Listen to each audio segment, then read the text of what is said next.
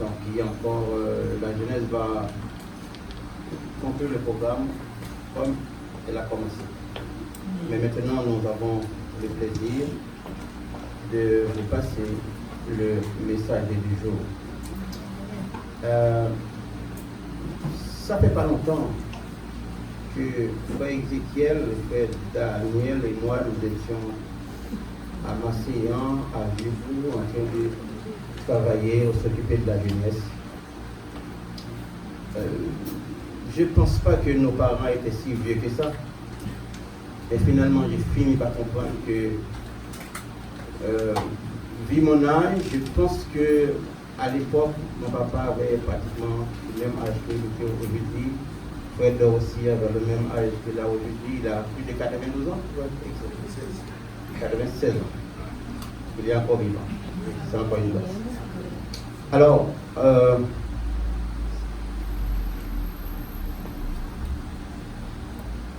j'ai quelque chose qui me traverse l'esprit. Et je pense que je vais dire tout simplement, je comprends peut-être l'allégresse de la sœur Z. Amen. De voir ses deux fils travailler avec lui. Brian qui officie. Amen, amen, amen, amen. Paul David amen. Qui va porter le message. Amen. Action de grâce à l'Éternel. Amen. Nous appelons Paul David, amen, le fils de frère Ézéchiel. Et j'ai envie de dire aussi un peu mon fils à moi. Amen, amen.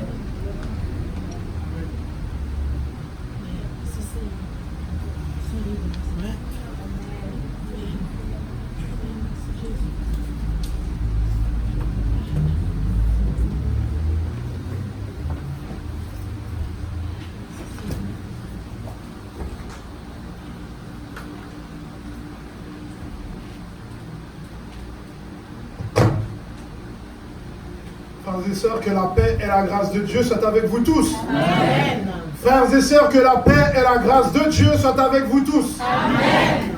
Que ceux, on va faire un petit exercice, que ceux qui ont la conviction que Dieu est capable de faire l'impossible dans leur vie, lèvent la main vers le ciel. Alléluia. C'est un acte de foi. Amen. Que ceux qui savent et qui ont la certitude que Dieu est capable, malgré les tempêtes, malgré les situations, malgré la fournaise dans laquelle ils se trouvent, que Dieu est capable de les délivrer. Levez la main vers le ciel. Amen. Et disons et crions gloire à Jésus. Béni soit l'Éternel. Béni soit l'Éternel. Gloire à Jésus. Loué soit l'Éternel.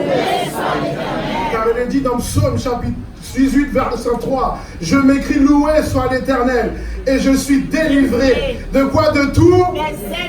De tous mes ennemis. Amen. Amen. Amen.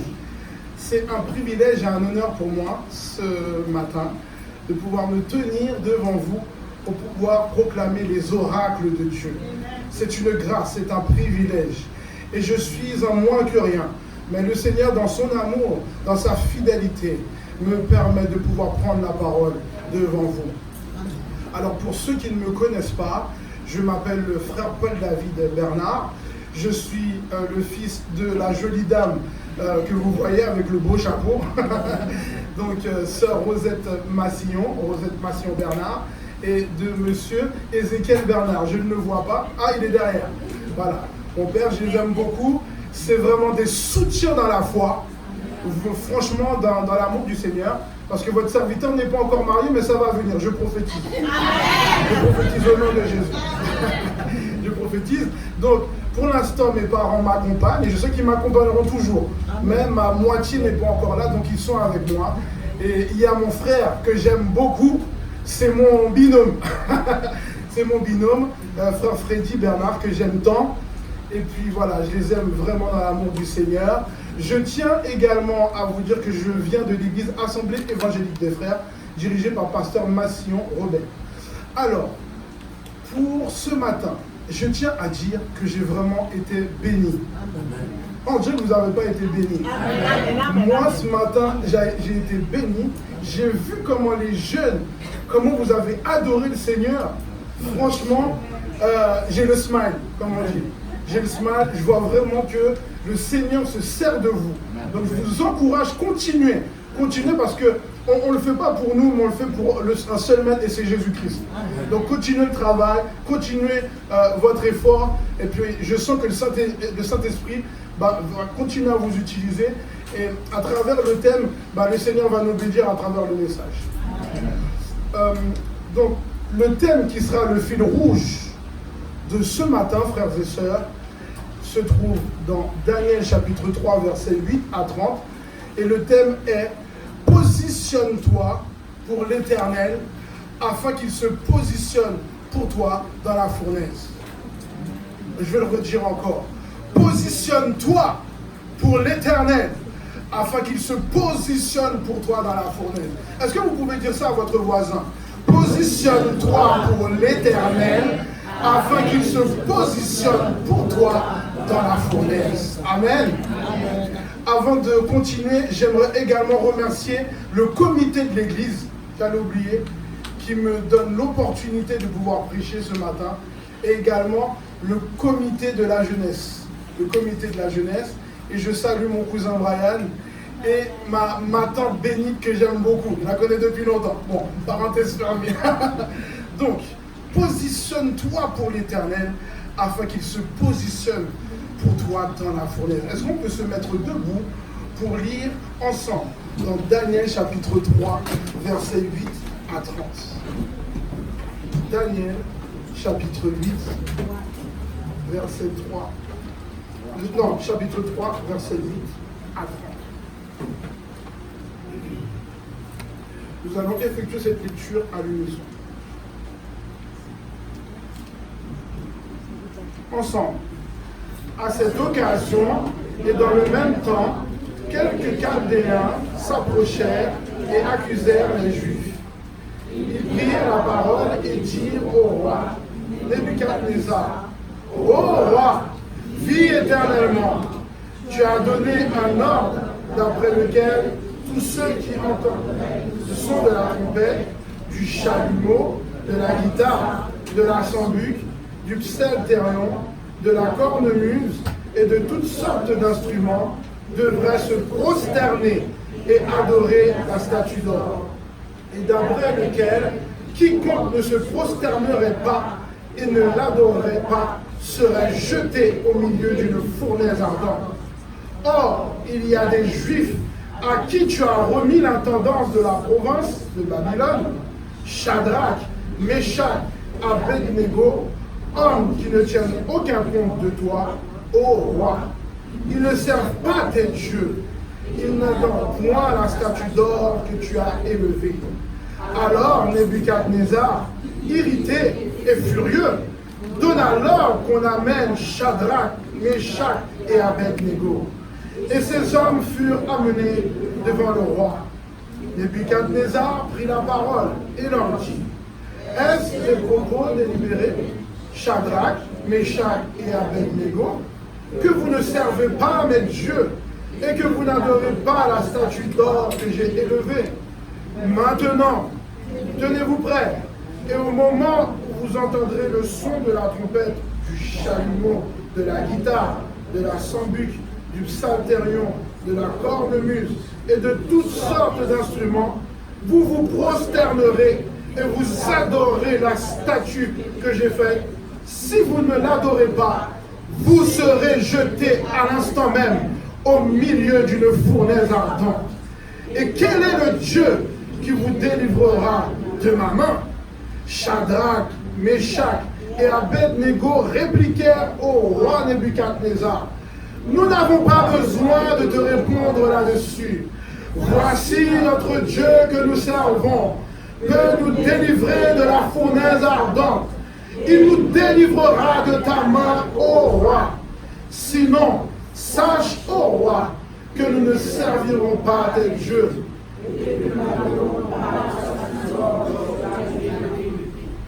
Sur quoi Nebuchadnezzar fut rempli de fureur et il changea de visage en tournant ses regards contre Shadrach, Meshach et Abednego.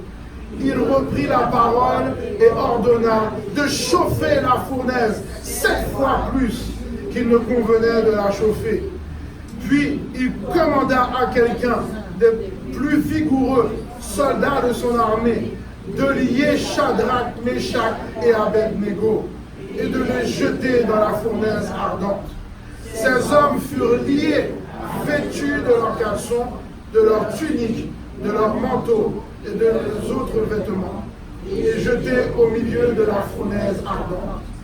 Comme l'ordre du roi était sévère et que la fournaise était extraordinairement chauffée, la flamme tua les hommes qui avaient jeté Shadrach, Meshach et Abednego.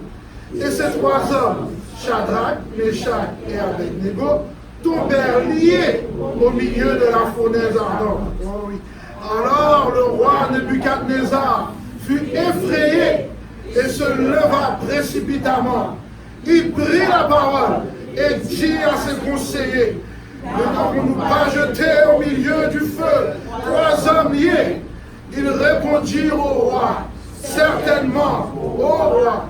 Il reprit et dit: eh bien, je vois 4 hommes sans lien qui marchent au milieu du feu et qui n'ont point de main. Et la figure du 4e ressemble à celle d'un fils des dieux. Ensuite, Nebuchadnezzar s'approcha de l'entrée de la fournaise ardente et prenant la parole, il dit: Shadrach, Meshach, Abednego, serviteurs du Dieu suprême, sortez et venez, alléluia. Et Shadrach, Meshach et Abednego sortirent du milieu du feu. Les satrapes, les intendants, les gouverneurs et les conseillers du roi s'assemblèrent. Ils virent que le feu n'avait eu aucun pouvoir sur le corps de ces hommes, que leurs cheveux n'avaient pas été brûlés, que leurs caleçons n'étaient point endommagés, et que l'odeur du feu ne les avait pas atteints. Nebuchadnezzar prit la parole et dit: béni soit le Dieu de Shadrach, Meshach et Abednego, lequel a envoyé son ange et délivré ses serviteurs qui ont une confiance en lui et qui ont violé l'ordre du roi et livré leur corps plutôt que de servir et d'adorer aucun autre Dieu que leur Dieu. Voici maintenant l'ordre que je donne. Tout homme à quelque peuple, nation ou langue qui appartienne, qui parlera mal du Dieu de Shadrach, de Meshach et d'Abednego, sera mis en pièces et sa maison sera réduite en un tas d'immondices, parce qu'il puisse délivrer comme lui. Après cela, le roi fit prospérer Shadrach, Meshach et Abednego dans les provinces de Babylone. Parole du Seigneur. Inclinez-vous pour la prière. Adorable Père Céleste, merci pour ta bonté, pour ta fidélité. Merci parce que tu es capable de faire l'impossible. Là où les hommes disent point final, toi tu dis point à la ligne. C'est pour cette raison que nous nous approchons devant toi. Oh oui, parce que nous savons, Seigneur, que tu es le Dieu qui fait des exploits pour ses enfants. Maintenant, nous nous prosternons devant toi. Je ne sais pas parler. Je ne sais pas m'exprimer, voire même prêcher ou prêcher ta parole sainte.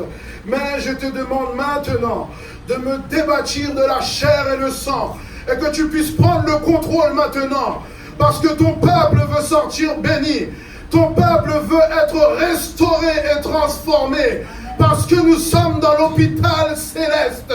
Et ils ont connu peut-être une semaine compliquée, mais ils viennent en ce lieu pour recevoir quelque chose de nouveau, recevoir un médicament à travers cette parole. Nous te demandons, Adonai, nous te demandons, Saint-Esprit, que tu puisses régner en ce lieu et que tu puisses parler au cœur. je ne suis rien, nous sommes rien, nous nous prosternons devant toi et nous te demandons de parler à nos cœurs. Sois élevé, sois magnifié, je t'ai prié, dans le nom de Jésus-Christ, qui vit et qui règne au siècle des siècles. Amen. Veuillez vous asseoir. Positionne-toi pour l'Éternel, afin qu'il se positionne pour toi dans la fournaise. Positionne-toi pour l'Éternel. Se positionner, avoir une conviction, avoir une détermination. Voilà les qualités ou les caractéristiques qui mènent inévitablement au succès et à la réussite. En effet, frères et sœurs, sans un positionnement fort pour défendre une cause, sans un positionnement fort pour atteindre un objectif, ou par exemple pour conquérir le cœur d'une jeune fille ou d'un jeune homme, au final, il faut se rendre à l'évidence que le résultat ne sera pas au rendez-vous. Car vous savez, ce sont les intrépides, ceux qui s'investissent corps et âme, ceux qui ont un but, qui arrivent à destination. De plus, lorsqu'on se positionne pour une cause, pour défendre un but précis, il faut s'attendre également à ce qu'il y ait, mes frères et sœurs, des conséquences. Conséquences, frères et sœurs, qui peuvent être bonnes comme mauvaises. Conséquences qui peuvent être heureuses comme malheureuses. Conséquences qui peuvent être mortelles comme source de vie. Nous pouvons prendre l'exemple d'hommes célèbres dans l'histoire de ce monde. Par exemple, Martin Luther King, ou encore pour les vrais Haïtiens, Moun Lakai, par exemple, Toussaint Louverture, effectivement. Ah, vous connaissez mieux que moi. Mais ce matin, mon frère, ma soeur, permets-moi de te dire que si tu décides de mettre ta confiance en l'Éternel, si tu décides de te positionner pour l'Éternel, sache que tu ne seras pas déçu, car il va combattre pour toi. D'ailleurs, sache que tu es déjà sûr de la victoire. Soldat du Seigneur, marche, chante, gloire. Tu seras quoi? Tu seras quoi? Tu seras vainqueur, car le grand capitaine qui va devant toi te la rend certaine. Combat avec foi. Mais depuis tout à l'heure, frères et sœurs, nous parlons de positionnement. Je pense qu'il serait bien de savoir et de comprendre en profondeur ce que veut dire le mot positionnement. Que veut dire se positionner? Se positionner, frères et sœurs, c'est se placer. C'est prendre position. C'est arriver à prendre une décision et faire son choix avec une conviction certaine. En d'autres termes, lorsque tu te positionnes, tu fais un choix et tu l'assumes. Lorsque tu te positionnes, tu fais un choix et tu l'assumes, car personne ne t'a forcé à faire ce choix. Par exemple, on se positionne, par exemple, et vous allez tous comprendre, pour le mariage. Il faut se positionner par rapport à une jeune fille pour pouvoir se marier ou à un jeune garçon. On se positionne, par exemple, pour voter lors des élections, pour un parti ou pour un autre parti. Par exemple, la gauche ou encore la droite, ou encore la République en marche. Alors, frères et sœurs, quelles sont les conséquences du positionnement de ces trois jeunes Hébreux? Nous allons voir les conséquences de ces trois jeunes Hébreux, de leur positionnement dans 3 points. Le premier point, un positionnement qui apporte don et bénédiction. Deuxième point, un positionnement qui engendre jalousie, accusation et condamnation. Et troisième point, un positionnement qui produit gloire, étonnement et conversion. Amen. Amen. Premier point, un positionnement qui apporte don et bénédiction. La parole de Dieu dans le livre de Daniel qui signifie Dieu m'a jugé ou encore jugement divin nous explique que ces trois jeunes Hébreux étaient des adolescents âgés entre 14 et 16 ans lorsqu'ils ont été déportés de leur patrie, lorsqu'ils ont été déportés et arrachés de leur famille ou encore de leurs proches. C'étaient des jeunes triés sur le volet, car ils étaient sages. C'étaient des jeunes triés sur le volet, car c'étaient des jeunes instruits, capables, et surtout venant d'une famille royale. Et ces trois jeunes Hébreux sont partis en captivité à Babylone, en Mésopotamie, suite à la défaite de Juda face au grand roi Nebuchadnezzar. Vous savez, mes frères et sœurs, lorsque nous vivons dans la désobéissance, comme le peuple d'Israël, lorsque nous vivons dans la désobéissance et dans l'incrédulité, l'Éternel va laisser l'adversaire nous porter des coups durs. Il va laisser l'adversaire nous donner des coups qui vont faire mal, qui vont nous dépouiller. Pourquoi? Pour nous donner une bonne leçon, afin qu'il y ait une prise de conscience, afin qu'il y ait un changement en profondeur.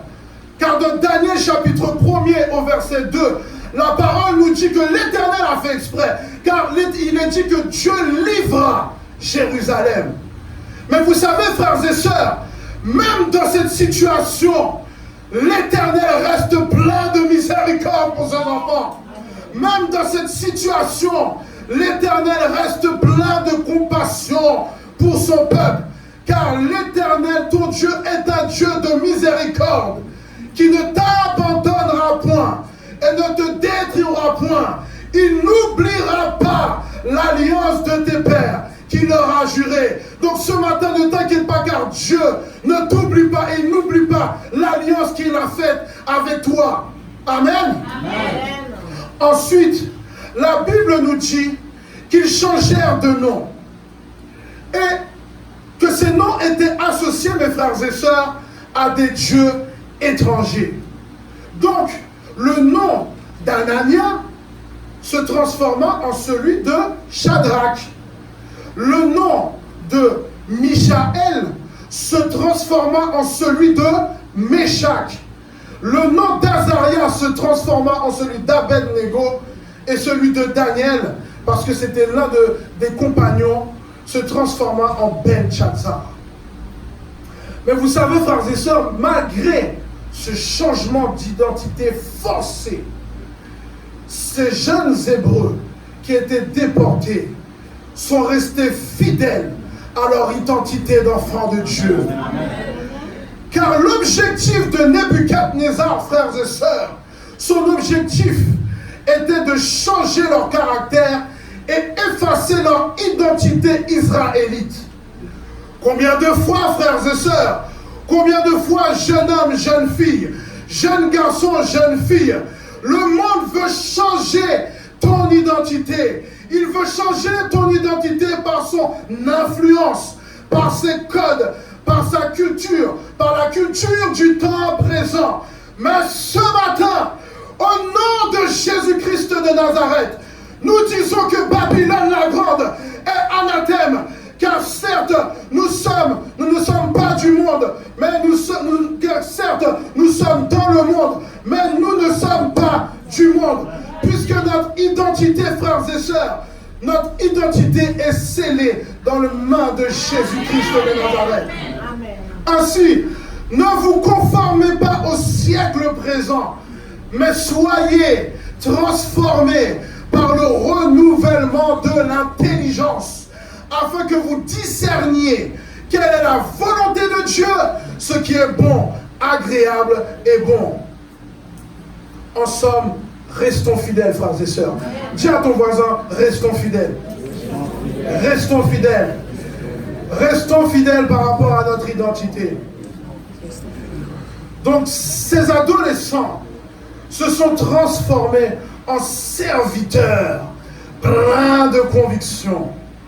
Ce matin, ne te laisse pas influencer par le monde, mais sois un homme et une femme pleins de conviction pour servir ton maître. Sois un homme et une femme pleins de conviction. Amen. Amen. Et ce n'est pas tout. L'auteur nous explique que ces jeunes Hébreux, dès leur arrivée à Babylone, ont décidé de se positionner pour l'Éternel. Car ils n'ont fait aucun compromis pour honorer l'Éternel, le Dieu d'Israël. Au final, voici la réponse de Dieu dans Daniel, chapitre 1er au verset 17, où il est dit, Dieu accorda à ces 4 jeunes gens, premièrement, de la science, de l'intelligence dans toutes les lettres et de la sagesse. Et Daniel expliquait toutes les visions et tous les songes. Et dans Daniel chapitre 2, versets 48 à 49, il est dit, ensuite le roi éleva Daniel et lui fit de nombreux et riches présents. Et il lui donna le commandement de toute la province de Babylone et l'établit chef suprême de tous les sages de Babylone. Daniel pria le roi de remettre l'intendance, c'est très important, pria le roi de remettre l'intendance de la province de Babylone à Shadrach, Meshach et Abed-Nego, et Daniel était à la cour du roi. Voilà, frères et sœurs, la bénédiction de l'Éternel lorsqu'on se positionne pour lui. Lorsque tu prends position pour l'Éternel, même lorsque tout semble noir, il ne t'abandonnera pas. Même lorsque tout semble noir, sache qu'il va t'élever, sache qu'il va te bénir devant tes ennemis. Et ainsi tu vas arriver à un niveau dangereux qui va étonner tes ennemis. Car il est dit dans Josué chapitre 1er verset 5, car nul ne tiendra devant toi tant que tu vivras. Je serai avec toi comme j'ai été avec Moïse. Je ne te délaisserai point. Je ne t'abandonnerai point. Donc, frères, sœurs, ce matin, si tu restes fidèle, si tu te positionnes pour l'Éternel, tu vas arriver à un niveau excellent qui va étonner beaucoup, mais aussi qui va attirer la jalousie, qui va attirer des accusations et la condamnation. Deuxième point que nous allons voir ensemble, un positionnement qui engendre jalousie, accusation et condamnation. Disons ensemble, un positionnement qui engendre jalousie, accusation et condamnation. Depuis l'Antiquité, le monde politique est un milieu où l'on peut dire que l'homme est un loup pour l'homme, comme avait pu le dire Thomas Hobbes. C'est-à-dire que le monde politique est un monde sans pitié, où on est prêt à tout pour obtenir une place ou encore pour obtenir une position. Cette ambition, donc, engendre la jalousie qui pousse à accuser pour condamner et obtenir la place que l'on souhaite. Et au verset 8, donc dans Daniel chapitre 3, au verset 8 à 12, il est dit que, à cette occasion, et dans le même temps, quelques Chaldéens s'approchèrent et accusèrent. Tout d'abord, frères et sœurs, qui sont les Chaldéens? Les Chaldéens, d'après mes petites recherches, sont des prêtres.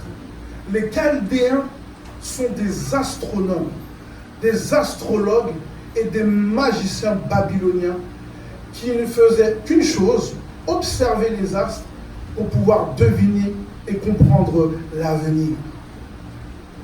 Et maintenant, ces Chaldéens qui étaient dans la cour du roi, qui servaient le roi, qui essayaient de prédire les choses qui allaient venir, ces Chaldéens arrivent et accusent les 3 jeunes Hébreux.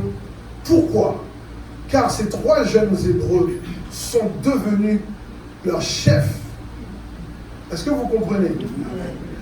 Parce que nous avons lu tout à l'heure, dans Daniel chapitre 2, versets 48 à 49, que Daniel pria le roi de remettre l'intendance de la province de Babylone à Shadrach, Meshach et Abed-Nego.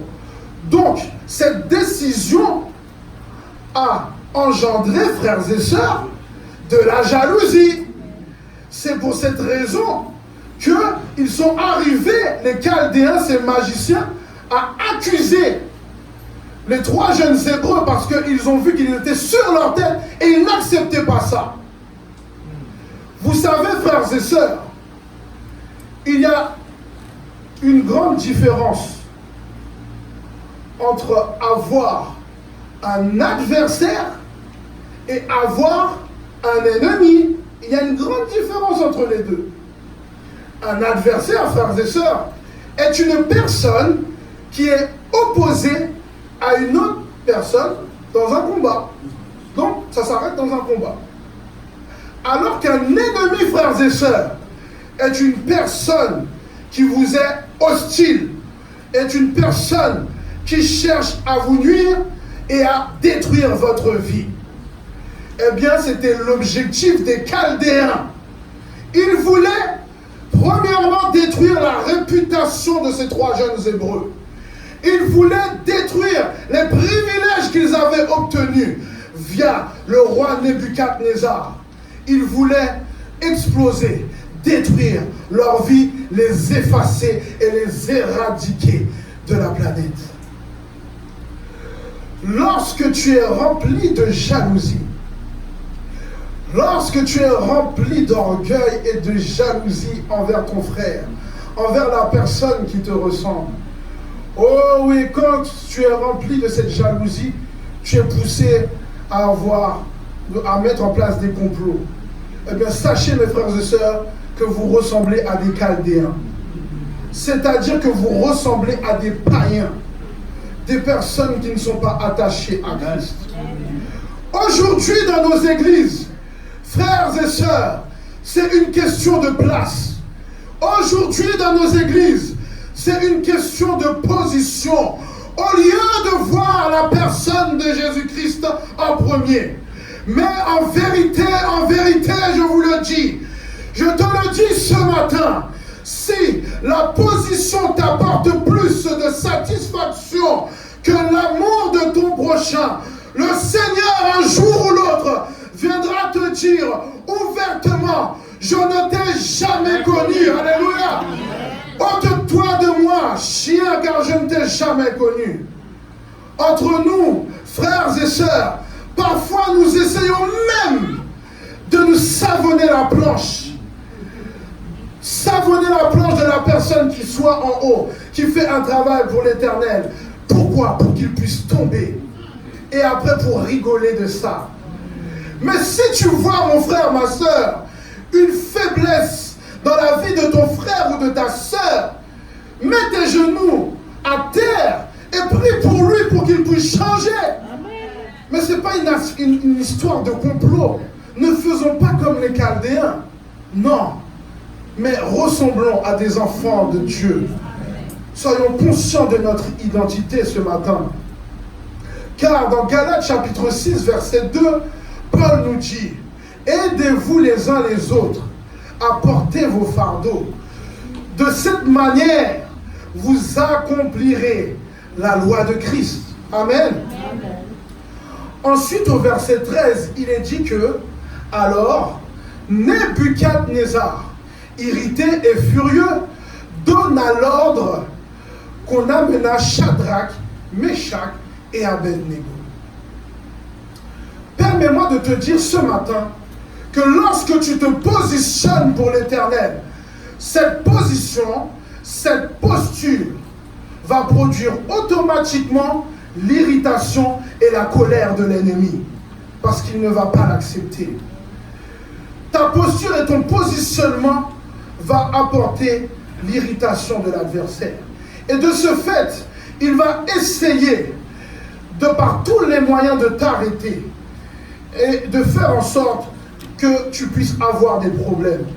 Il va essayer de te faire passer un interrogatoire pour te confondre. Il va se moquer de toi et il va chercher à te condamner à mort pour t'intimider et fermer ta bouche. Mais vous savez, mes frères et sœurs, comme il est écrit dans Romains chapitre 8, au verset 37 à 39, mais dans toutes ces choses, nous savons que nous sommes plus que vainqueurs par celui qui nous a aimés. Car ensuite il est dit, car j'ai l'assurance que ni la mort, ni la vie, ni les anges, ni les dominations, ni les choses présentes, ni les choses à venir, ni les puissances, ni la hauteur, ni la profondeur, ni aucune autre créature ne pourra nous séparer de l'amour de Dieu manifesté en Jésus-Christ notre Seigneur. Donc les trois jeunes Hébreux ont répondu aux provocations avec conviction. Donc, permettez-moi de dire ce matin que tu n'es plus esclave ce matin des menaces. Permets-moi de te dire ce matin, frère, sœur, jeune garçon, jeune fille, que tu n'es plus esclave des complots. Tu n'es plus esclave de la peur, car tu es positionné en Christ. Amen. Tu es positionné et couvert par le sang de Jésus-Christ. Ensuite, au verset 16, la parole de Dieu nous dit que Shadrach, Meshach et Abednego répliquèrent au roi Nebuchadnezzar en disant, « Nous n'avons pas besoin de te répondre là-dessus. » Donc, les trois jeunes Hébreux, frères et sœurs, ont répondu aux provocations avec conviction et assurance. Car ils savaient une chose, ils savaient que c'est l'Éternel qui est Dieu. Et qu'ils doivent suivre les commandements de l'Éternel. Ils doivent suivre le décalogue et ne pas dévier par rapport à cette parole donnée à leur peuple, donnée à leur père. Donc tout le cinéma, amen, tout le cinéma des Chaldéens en faisant des complots, tout le cinéma du roi Nebuchadnezzar ne pouvait pas les faire changer d'avis, car ils n'avaient pas peur. Ils n'avaient pas peur de l'intimidation de ces hommes.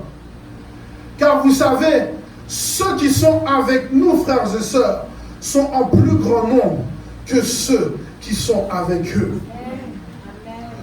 Ensuite, au verset 19, la parole de Dieu nous dit par rapport à l'histoire qui nous concerne, que sur quoi Nebuchadnezzar fut rempli de fureur et il changea de visage. Il changea de visage en tournant ses regards contre Shadrach, Meshach et Abednego. Il reprit la parole et ordonna de chauffer la fournaise 7 fois plus qu'il ne convenait de la chauffer.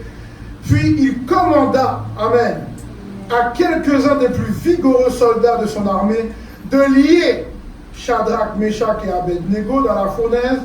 Et donc, ces hommes furent liés, vêtus de leurs caleçons, de leurs tuniques, de leurs manteaux, de leurs autres vêtements, et jetés au milieu de la fournaise ardente. Donc, Nebuchadnezzar, le roi de l'une des premières puissances mondiales de l'époque, voit trois jeunes Hébreux 3 petits jeunes Hébreux qui ont été déportés. On ne sait même pas d'où ils viennent. Et ces 3 jeunes Hébreux arrivent devant lui et arrivent pour pouvoir lui tenir tête. Nebuchadnezzar n'a pas accepté, n'a pas compris cela.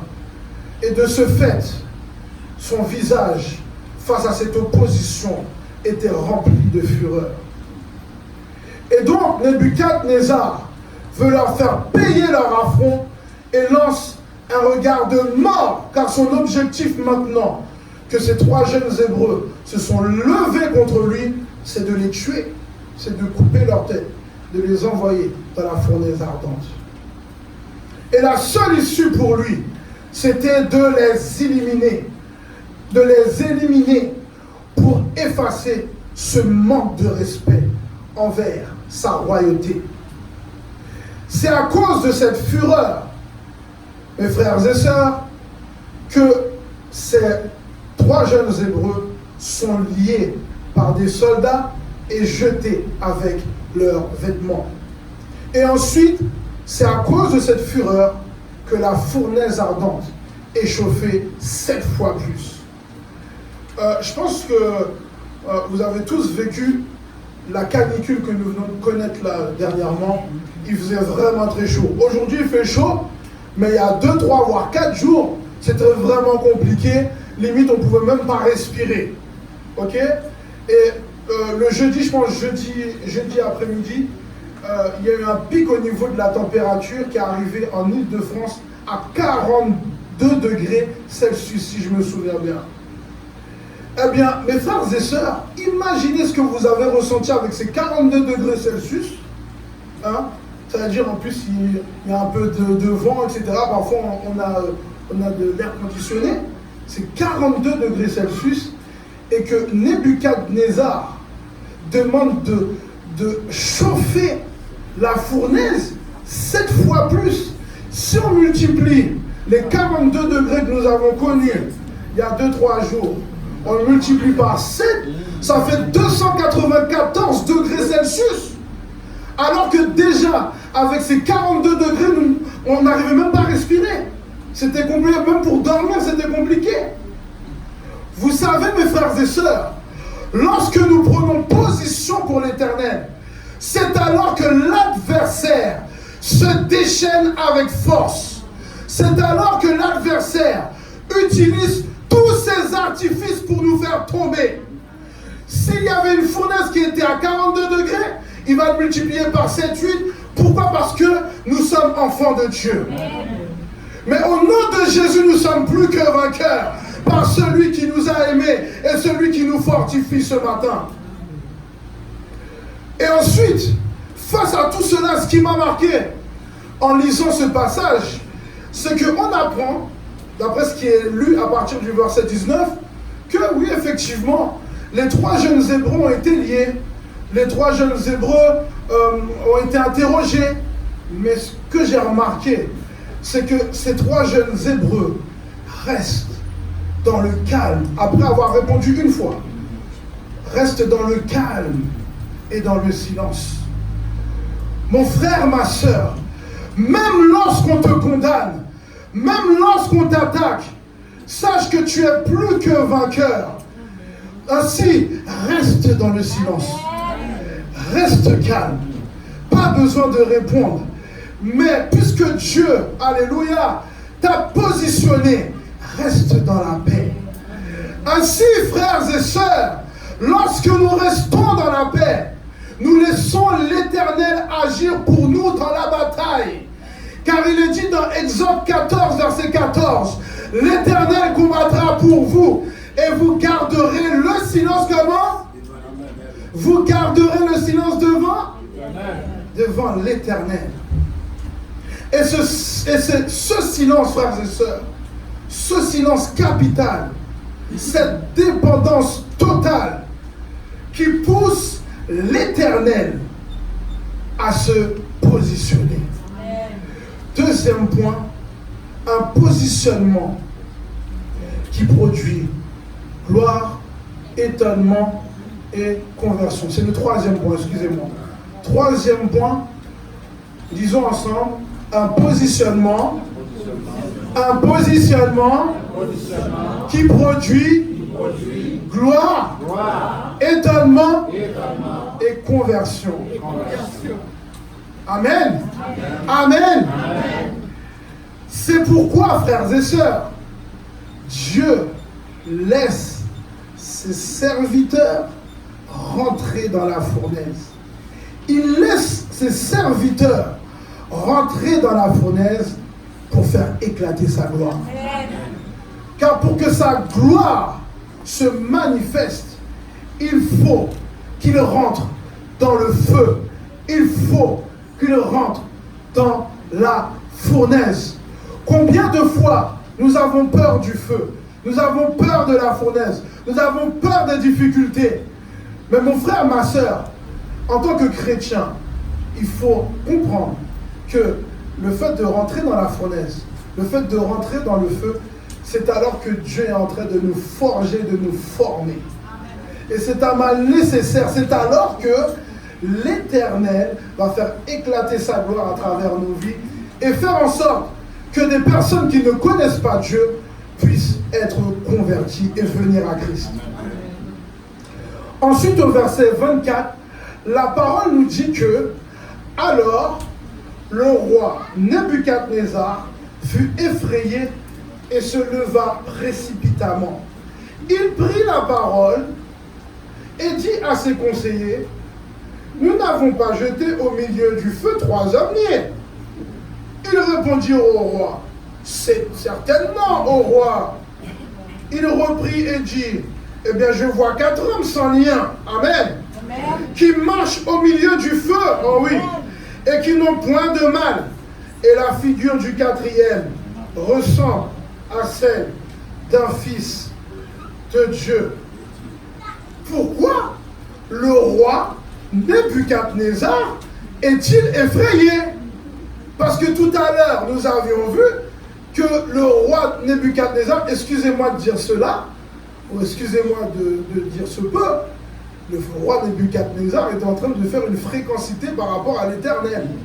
Ah bah oui, parce que un peu avant, en amont, il a dit: et quel est le Dieu qui vous délivrera de ma main? Ah, ça c'est vraiment une fréquencité puissante. Ah ouais, il faut le dire.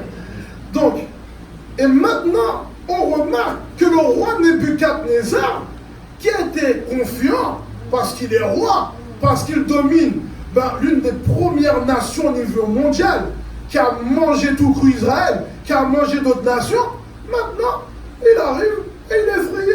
Il dit: oh, qu'est-ce qui arrive? Qu'est-ce qu'il y a? Je ne comprends pas. Il est déboussolé. Car il voit, ou il a vu, frères et sœurs, la gloire de Dieu se manifester devant ses yeux. Il a vu qu'il existe un Dieu qui est supérieur à ces dieux. Il existe un Dieu qui est capable de dire, qui est capable de faire un exploit sans précédent. Amen. Et donc, c'est pour cette raison que le roi Nebuchadnezzar est étonné. Il est effrayé. Il n'arrive plus à tenir sur ses jambes. Parce qu'il se pose la question: moi, qui a des Chaldéens, qui sont des grands magiciens, comment cela se fait-il qu'il y ait un quatrième homme dans le feu, alors qu'ils n'ont jamais réussi à faire cela? Eh bien, l'Éternel est descendu, ce 4e homme est descendu, parce que ces 3 jeunes Hébreux se sont positionnés pour l'Éternel. Alors l'Éternel, voyant ses serviteurs, oh oui, témoignant son nom et restant fidèles, restant droits dans leurs bottes, a décidé de se positionner pour eux et de descendre dans le feu pour pouvoir les épargner. Amen. C'est pourquoi, frères et sœurs, au lieu de parler avec des personnes qui ne pourront rien faire pour nous, cherchons à faire cela. Cherche à recommander ton sort à l'Éternel, de mettre en lui ta confiance, et sache qu'il agira pour toi au temps convenable. Car il va se positionner pour toi. Il va se positionner pour toi dans ton travail, à l'école ou encore même dans ta famille. Et il va se positionner et agir avec puissance. Nous pouvons prendre l'exemple de David face à Goliath, où nous voyons qu'il s'est positionné également pour l'Éternel et que l'Éternel s'est positionné pour lui. Nous voyons cela dans 1 Samuel chapitre 17, versets 45 à 47. Ce matin, frères et sœurs, je ne sais pas quel est ton Goliath ce matin, mais sache que l'Éternel est capable de terrasser le Goliath qui est face à toi. Simplement reste fidèle, garde la foi et il fera des exploits. Et il va rentrer dans la mêlée pour toi et uniquement pour toi, car il est un Dieu fidèle. C'est pour ça que j'aime ce chant qui dit « Quel ami fidèle et tendre nous avons en Jésus-Christ, toujours prêt à nous défendre quand nous presse l'ennemi. Il nous suit comment? Il nous suit comment? Il nous entoure de ses bras. Et c'est lui qui tient l'épée, qui décide des combats. Amen. Et donc, Nebuchadnezzar arrive et dit, je vois 4 hommes sans lien qui marchent au milieu du feu et qui n'ont point de mal. Et la figure du 4e ressemble à celle d'un fils des dieux. Le roi est sous le choc. Il est sous le choc parce qu'il voit ce 4e homme dans la fournaise. Permettez-moi de vous dire que Dieu ne nous laisse pas seuls dans nos épreuves. Lorsque nous nous sommes positionnés pour lui, il va descendre pour combattre pour nous. Il ne nous laissera pas dans notre honte. Amen. Mais il va venir pour nous relever la tête. Car il est dit dans la parole, aucun malheur ne t'arrivera, aucun fléau n'approchera de ta tente. Car l'ange de l'Éternel campe autour de ceux qui le craignent et les arrache au danger. Car bon Dieu qu'on le fait route, côté qui pas jamais gagne route. Oui, pour te sauver, il va créer une route là où il n'y en a pas. Amen. Ensuite, deuxième choc, ils voient que les hommes qu'ils ont jetés dans la fournaise, liés, ils voient que maintenant ils sont sans lien. Quand l'ange de l'Éternel est là, l'ange de l'Éternel c'est Jésus-Christ lui-même.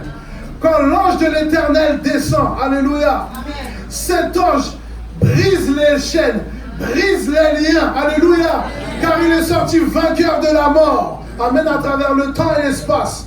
Donc les liens de ces hommes étaient obligés de s'effacer, de se fondre, parce que l'ange de l'Éternel, Jésus, était là avec eux. Troisième choc, le roi Nebuchadnezzar et tous ses conseillers voient qu'il marche dans le feu. Frères et sœurs, vous avez déjà vu des personnes, alors qu'il y a le feu, hein, le feu ça brûle, hein, ça brûle. Donc, le feu, puisque ça brûle, vous avez déjà vu des personnes qui marchent dans le feu tranquille, comme s'il faisait beau, on est à la plage, etc.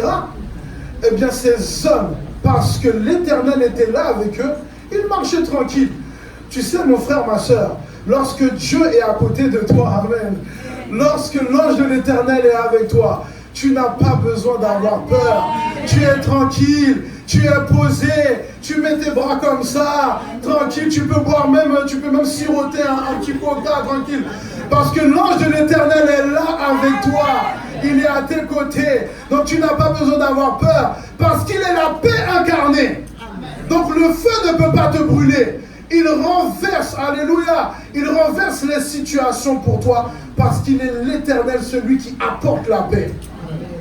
Donc, dans leur trouble, l'Éternel, l'ange de la paix, l'ange de l'Éternel était là, près d'eux, pour pouvoir les protéger.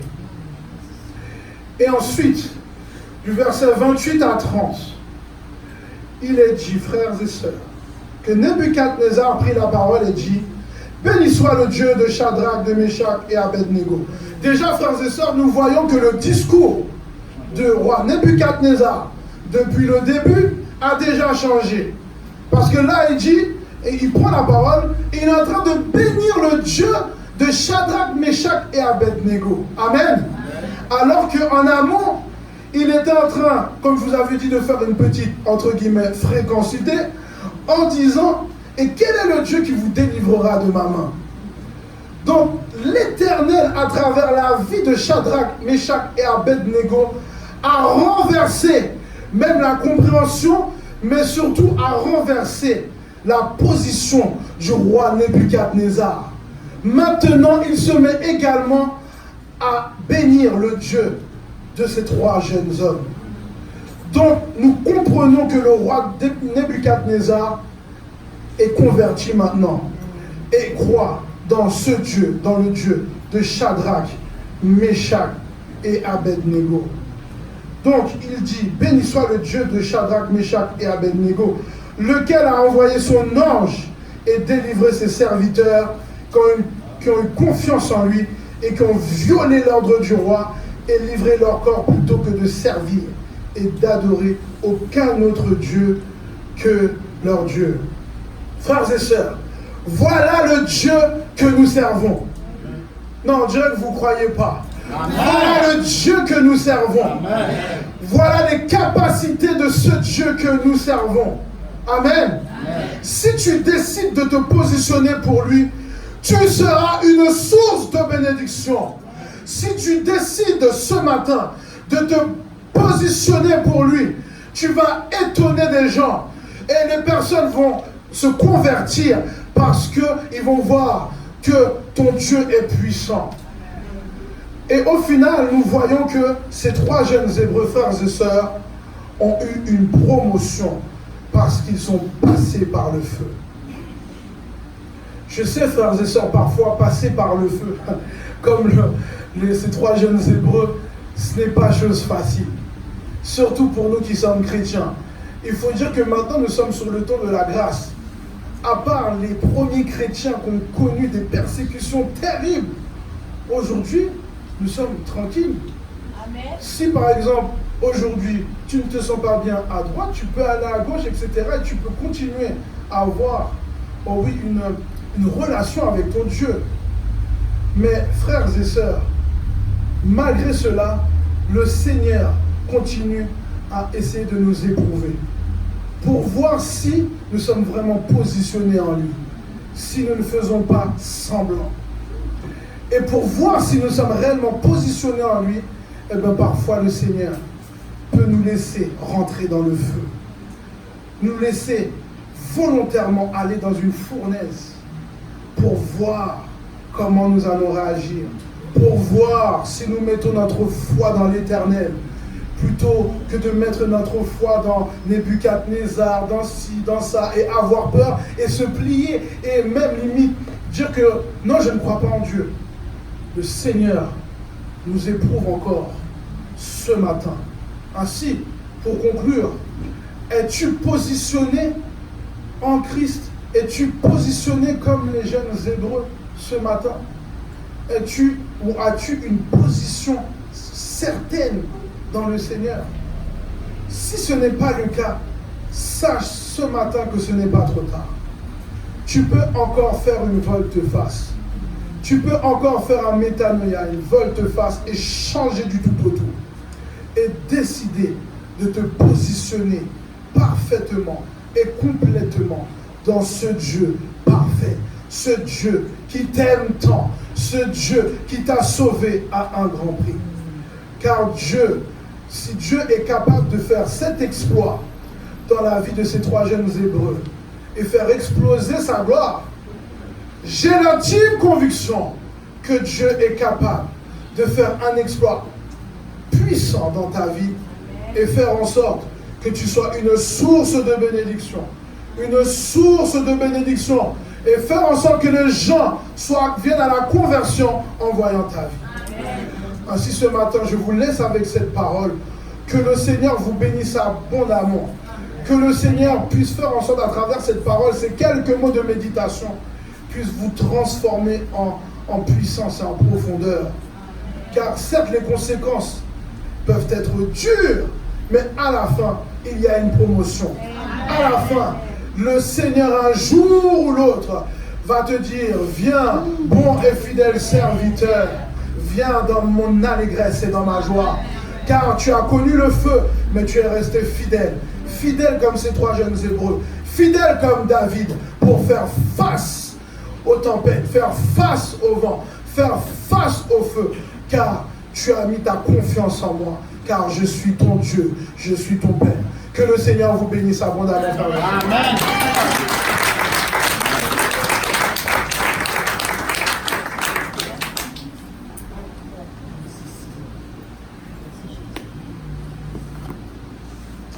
À celui qui sera vainqueur et qui me glorifie, je donnerai, dit le Seigneur, au ciel la paix de vie, victoire, force, honneur et louange.